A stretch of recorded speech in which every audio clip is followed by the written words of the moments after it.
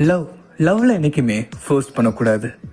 நான் இப்படி இருக்கேன், எனக்காக நீ உன்னை மாத்திக்கோ, எனக்கு இதெல்லாம் பிடிக்காது, நீ சேஞ்ச் ஆயிக்கோ, எனக்கு இது சரிப்பட்டு வராது, நீ உன்னை அப்படி மாத்திக்கோ அப்படின்னு சொல்லி ஒருத்தர் ஃபோர்ஸ் பண்ணிக்கிட்டே இருக்காதீங்க.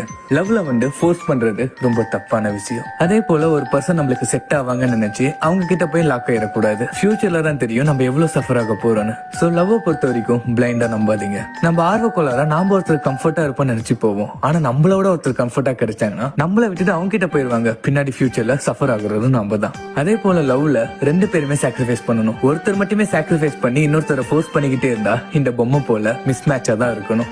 Comfort zone. சில பேர் உண்மையாவே லவ் பண்ணாலும் அவங்களுக்கு ஏதோ ஒரு வகையில இன்னொரு பார்ட்னர் மேல ஈர்ப்பு வரும். சோ அப்படி இருந்தா அது லவ்வே கிடையாது. One person one love, that is the love. So லவ்னு ஒண்ணு பண்ணா முடிஞ்ச அளவுக்கு ரெண்டு பேருமே சாக்ரிஃபைஸ் பண்ணி விட்டு கொடுத்து போங்க. அங்கதான் லவ்வும் நல்லா இருக்கும். இல்லனா பிடிக்காம லவ் பண்ணிட்டோமேனு தான் வாழ்ந்துட்டு இருக்கணும்.